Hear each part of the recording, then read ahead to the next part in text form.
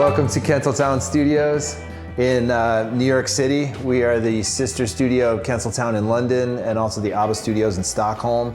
Newly opened, 10,000 square feet, full of podcast, Atmos, recording studios, and I'm just gonna give you a little tour around. The main thing about the space that we really wanted it to feel was open and bright. There's a lot of light in here, and it's really about community.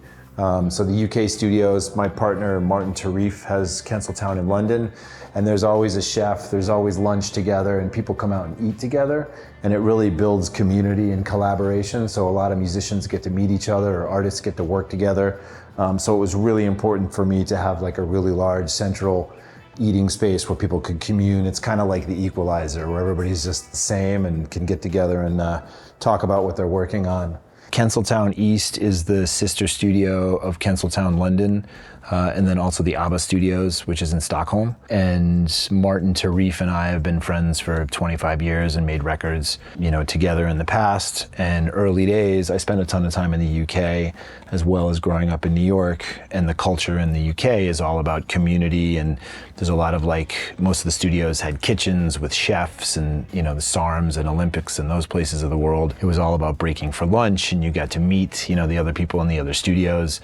And it really fostered this collaborative spirit that was happening over there. And at the same time in New York, places like Hit Factory and Electric Lady and those places were sort of the forefront of it. And Troy always had these big hallways with doors open and those kind of things. And you would rent time essentially to leave your door open and play music loud and see who popped in, and the same kind of thing. So when Martin and I were talking about, the rebirth sort of New York and how it's having this swing from everybody leaving to go to LA, and people are now starting to come back and go to Nashville and Miami and also back to New York, it's really having this rebirth. And so we really saw it as an opportunity during COVID to find a space and build sort of a community from it that could foster what's happening in New York. And so we spent about 4 years looking for a space. And this place I knew about used to be a series of composer rooms. So it had a good flow sort of to start with.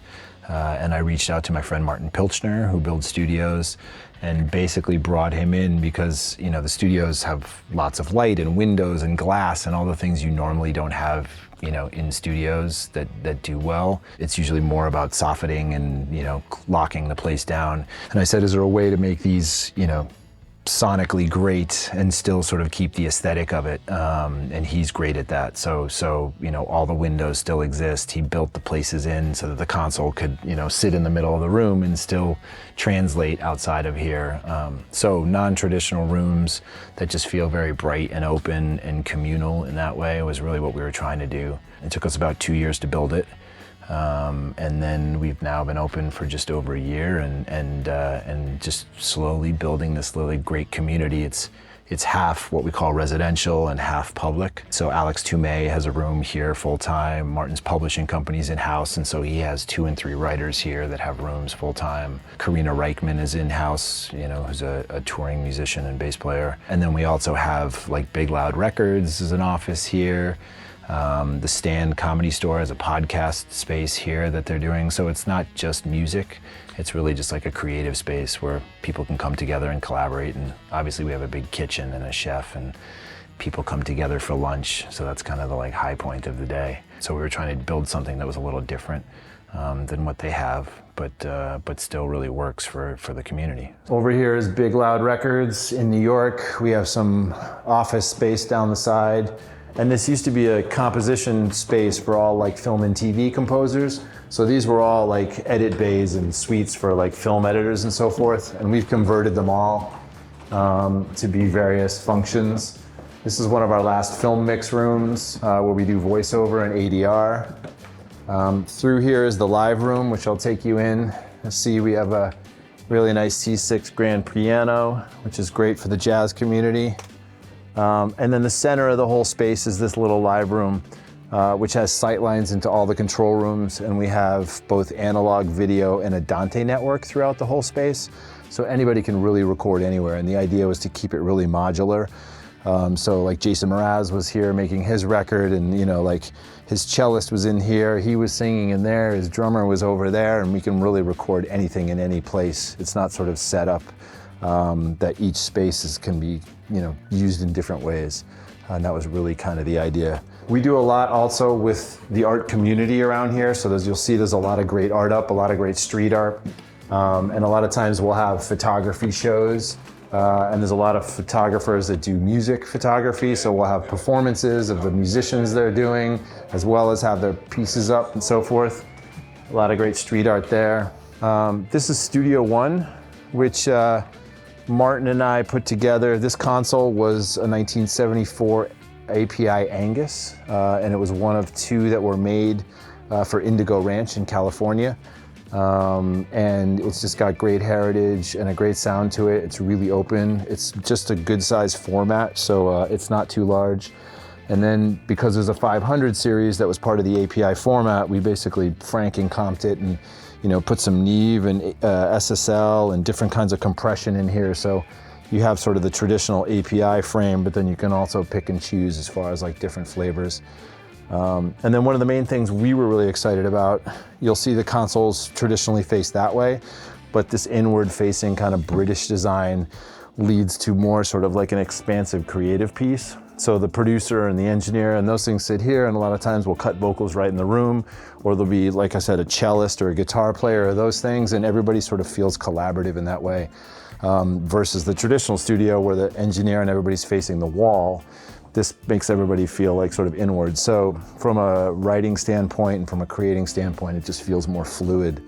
And because of that, we have, a ton of old gear, Wurlitzers, Fender bass Rhodes. If you turn around behind you, you'll see there's this whole bevy of old analog patch synthesizers, ARP 2600, this Poly 6 actually was Shep Pettibone's, and it was he used it on the Madonna record. So all the Madonna records that were made, this has all the string patches and all these things for it. Tons of old compression, lots of old reverbs, Alltech tube console that was here. This is the Motown Alltech, obviously tape delay, which is great. Fender bass Rhodes, just some really cool old pieces that have a lot of energy and vibe to them. And then we always have like tons of guitars.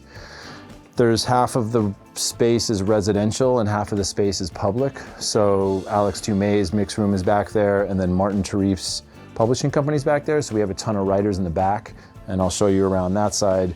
But there's just guitars everywhere, and people are grabbing sitars and mandolins, and just like it's, oh, let me borrow the dulcimer and let me use it. It's like we just sort of share everything, which makes it feel really open and creative.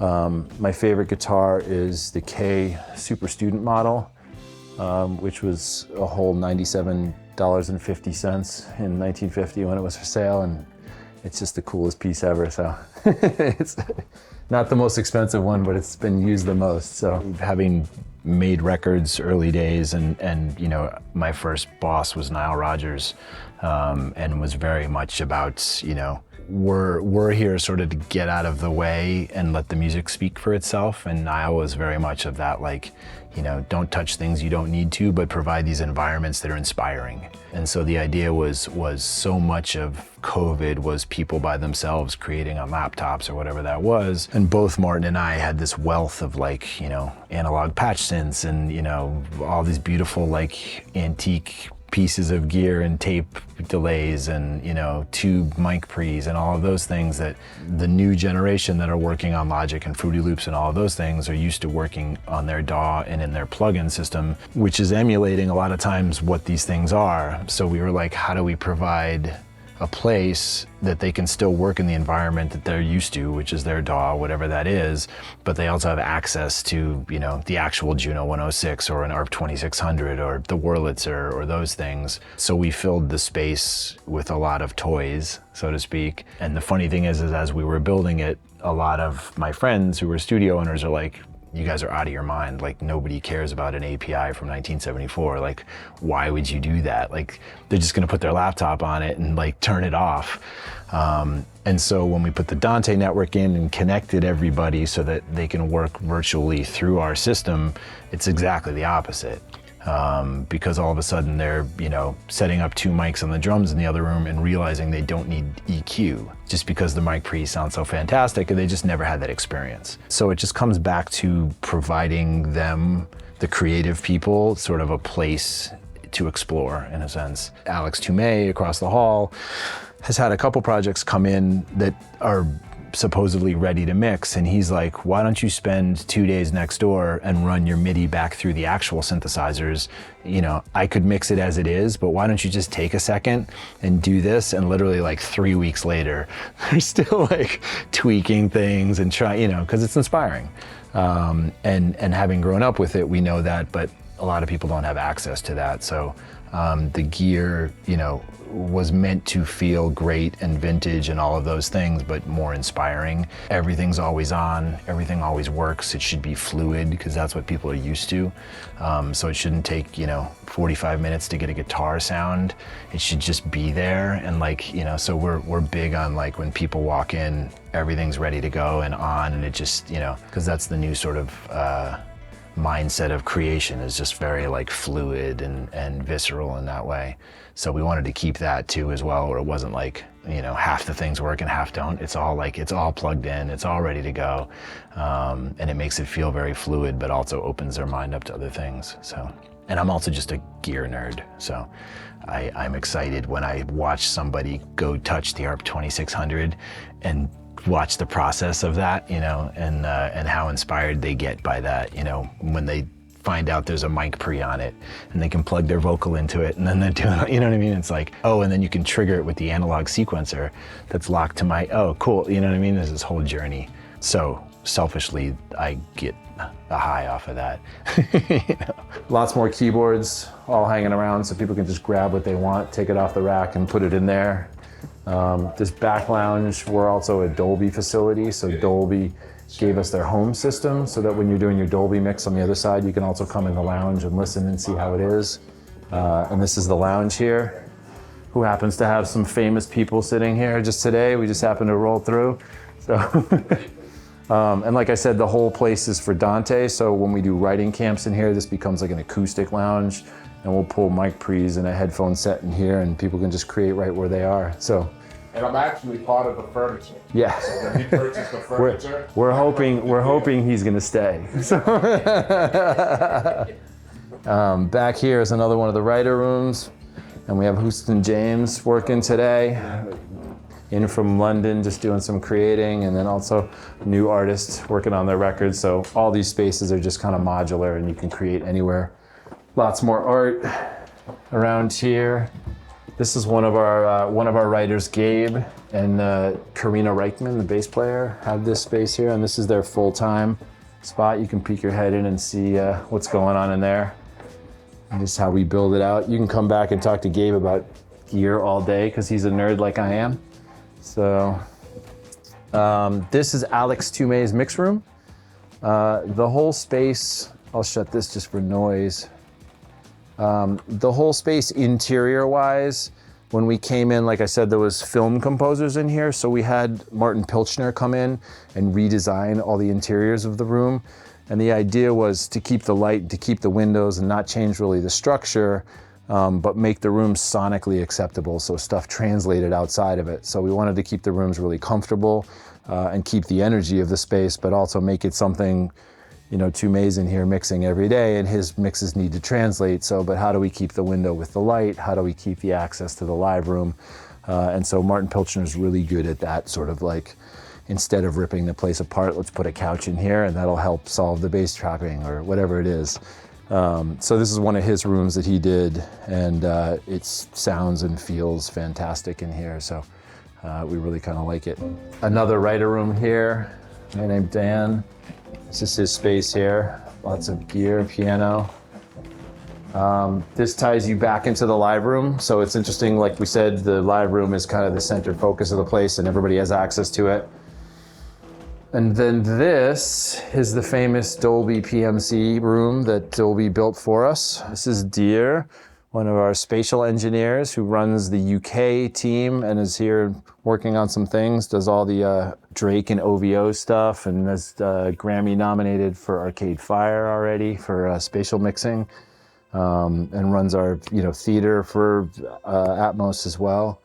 And so this is just one of the rooms that we built. We wanted to keep it like smaller and manageable, so PMC put it together for us, so it was a good place for people to come and listen to mixes, and as well as us do mixes. And then we have the mirror studio of this in London, which is the exact same size and the same footprint. So if there's an artist who's in London who needs to hear stuff, or if Dyre's in London working and we need to hear stuff, we use audio movers and just stream stuff real time so things can get approved right there on the spot, which is good. So, and you can come back and talk to him about Dolby, and he'll talk to you for hours because he loves it. Hey, we're here at Kensaltown East in New York City. I'm Dyre Gormsen, and I'm a Dolby Atmos spatial mixer. I normally work out of a studio in London, and I work together with the guys over here, and we do a lot of Dolby mixing and spatial mixing. In general, we are mixing stuff like Arcade Fire, OVO's records, so Popcorn, and we do stuff like Jason Mraz and a lot of other things, Kenny Beats, and so on. We're sitting in the Dolby studio here with PMC speakers, which is basically a match of the studio that we have in London, where I work. So that means that everything I do there is they will hear exactly the same over here, which is real advantage. And of course with Dolby, which is great, because we have Dolby calibrated studios, so that means that they're calibrated to the same measurement, and that means that everything sounds the same everywhere, and that really helps us in this kind of situation where we're doing stuff which is so detailed and to the point. And we often work in a way where if I have clients, which is over here, then they'll sit in this chair here, and I'll be sitting in my studio in London, and they're able to hear what we are mixing live there via audio movers, if that's required. That's very good for approval stuff, and if people want to get more involved with that side of things. So that's normally how we work. We're also doing lots of like beta testing, so we make sure we're always on the front line and know what's kind of happening. We spend a lot of time making sure that we know what's happening and what's constantly going to be the new thing. So we are on the beta teams for the real engine stuff, and we are on the beta teams for the Dolby renderer, which we have here. We make sure and also work with audio movers with their new things and experiment and constantly feedback back and forth, because it is like a development that we've been doing here for a while. For the last, 2-3 years, been involved with this, and with Apple rolling out with the spatial, then all of a sudden there's a massive need for these mixes and for us to be able to deliver to our customers. And before Dolby Atmos, I've of course been a recording engineer for many years in London with Martin Terefe, and then I've been a stereo mastering engineer for many years. And then when I discovered Dolby Atmos was going to happen for music, I got really excited and thought, we gotta get involved with this and be able to keep delivering to our customers the same as we have, because we don't want to either lose clientele, but we also want to go on a journey with our clientele in this journey into this new format, which is really quite rare. Of course, there's often new formats being presented, but I felt this time it was special, and it's something that is going to continue going, because also, as I mentioned before, all the real engine stuff. That means that how is our world gonna look like in 3D down the line in that sense, and that we're able to with binaural settings on the headphones, being able to recreate the space in here. So the format works in a way where it translates and folds down, to anything you want, and that's really the interesting part, and that's why I think it's really future safe in that sense, because a Dolby mix can also play stereo, or it can play 7.14, which we have in here. It can play all the way up to a theater format, and it works in real engines, So it's like all of a sudden we have like a whole combination of 3D sound where actually the same mix that we do is going to work into all the different platforms, and whatever the coding is on the other side, or you can say the decoding of the file, depending on the system or headphones that it's going to be played on, or your iPhone. I mean, I think there's a lot of people listening to Dolby Atmos music without really knowing it, because it just happens on iTunes automatically if you don't do anything with that. And I think people are just surrounded with this without really knowing it.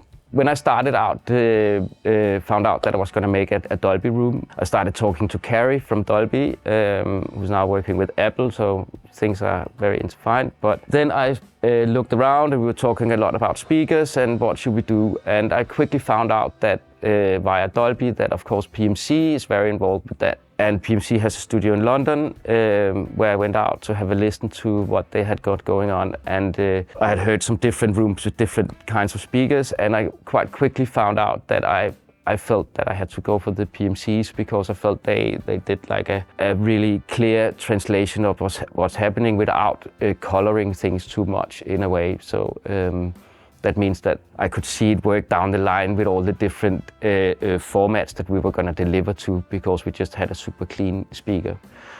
So we designed a room exactly like this. It's a little bit shorter for London. And then what happened is basically we copied that room over here. It's a little bit longer here, so the speaker is sitting a little bit further back on the wall here, which doesn't matter. It's really great. It just makes it feel a little bit bigger. And I can have some people in the couch here. It's a good place to listen to mixes and for people to come in and also for approval in here. It's hooked up with a MXTR studio, which is an Avid device. And then we run a Minimac, which with an HD card. And I mean, that was like the top mark of where we could start without blowing the bank completely with Atmos. And it's really been working absolutely amazing till to the point that we are still using the same setup, which is really great. And of course, there's a lot of evolution in this stuff all the time. So that changes and things gets easier, and there's much more products on the market now that can do the same things.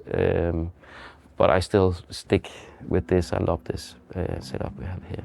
There's a lot of things that's really exciting about this. First of all, the format that we have now, and of course, me egoistically can sit in here and listen to this.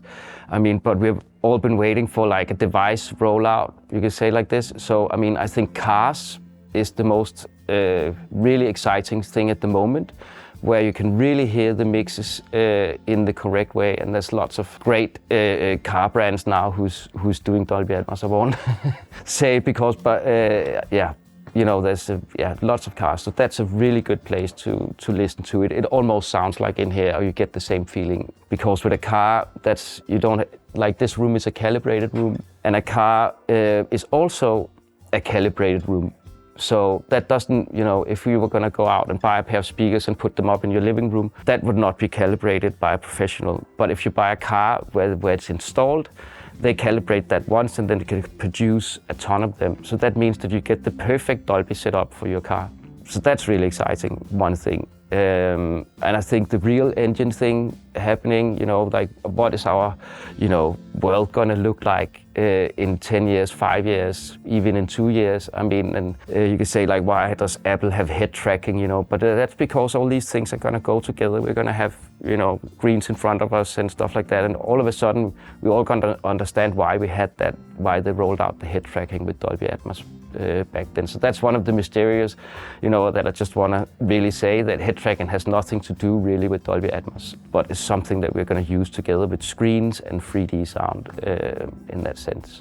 We could just imagine what our world is going to look like, you know, and I think it's really exciting that we're involved with the real engine Dolby team here, and this beta testing. We got one who's deeply into that, which is great, and I do a lot of cinema, where we do cinema conversions of the Dolby mixes, and it's going to put that together with video and stuff like that. So that's also going to be a thing that's going to happen in the future, that you're going to see these, you're going to go to cinema and see a record, hear a record, experience a record. That kind of thing, which is in the near future. Coming back around the other side, I was told you guys actually might be excited about this, because I'm excited about it, which is we have a machine room, which nobody ever has these days. And we took the place because it was wired for video, internet, audio, you know, the whole place had all this great wiring in the walls, and not many places do that much anymore. So we're in the process of getting an EMT plate, which I'm super excited about because I'm a nerd. And yeah, it's a machine room. You're like one of the few people that get to see that, because it's usually just closed and dirty. And then back out to the kitchen, which is like, again, the center point. There's always people hanging out here. There's always like community and we have dinners here for press or dinners for an artist or whoever's in town. And then when we do presentations, these become sort of like a community room for places to hang out. So that's generally the tour of the place. We're back at the front again. Thanks for checking it out. If you guys have any questions, Kensaltownstudios.com. You can see both London, this studio, and also the Stockholm studio. And we'd love to see you come through and make some music here. It'd be great. And now get the hell out.